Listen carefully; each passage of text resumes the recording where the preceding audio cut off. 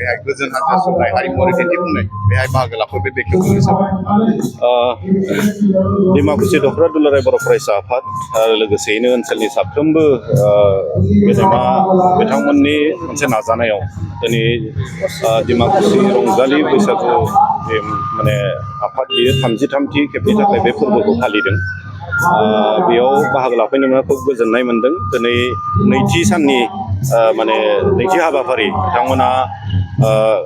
हारिमुवारि हान्जा सुरनाय हाबाफारि बिथांमोना लादों। जाय हारिमुवारि हान्जा सुरनायाव गोबांथार बर'नि आगोलनिफ्राय जेखौ जेरै जों सोलिबोबाय थानाय जोंनि मावनाय दांनाय आसार खान्थि जोंनि गाननाय जोमनाय गासै जोंनि कालचार आरो ट्रेडिसनखौ बोनथुमनानै बिथांमोना बे कालचारेल रेलिखौ दिनै लादों आरो बे जोंनि थाखाय खोब गोग्गाथाव आरो बाख्नायजाथाव मोनसे हाबाफारि। जाय माने ट्रेडिसनफ्रा जाय कालचारा दिनै जोंनिफ्राय किसु माने जोंनि कालचार ट्रेडिसनफ्रा एसे गोमोरलांनो हमदोंसैमोन बेफोर गासैखौ बिथांमोना आरोबाव मोनसे गोथां महर होनानै दिनै बे कालचार रेलिनि गेजेरजों फकास खालामनो लादों आरो बिनि गेजेरजों निस्सय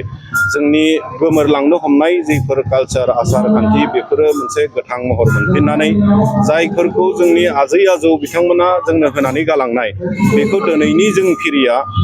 बेखौ माने मोनसे गोथां महर होफिननानै जोंनि फैबाय थानाय इयुन जोलैनो निस्सय जों होनानै गालांनो हागोन बेफोरबायदि हाबाफारिनि गेजेरजों जों बेखौ मिजिंथिदों आरो बेखाय आं खोब माने साबायखर बावगोन डिमाकुसि दख'रा दुलाराय बर' फरायसा आफाद आरो बे ओनसोलनि साफ्रोमबो गेदेमा मेलेमजिबि साफ्रोमबो बेक्तिखौनो आङो नोंथांमोननि मिडियानि गेजेरजों दिनै आरो नैबे हाबाफारिनि गेजेरजों साबायखर बावगोन बिनि गेजेरजों जाहाथे हदायबो जोंनि कालचार ट्रेडिसन जोंनि गासैबो जाहाथे प्रिजार्भ जायो आरो बेखौ प्रिजार्भ खालामनायजों लोगोसे जोंनि इयुन जेनेरेसननो जों होलांनो हायो।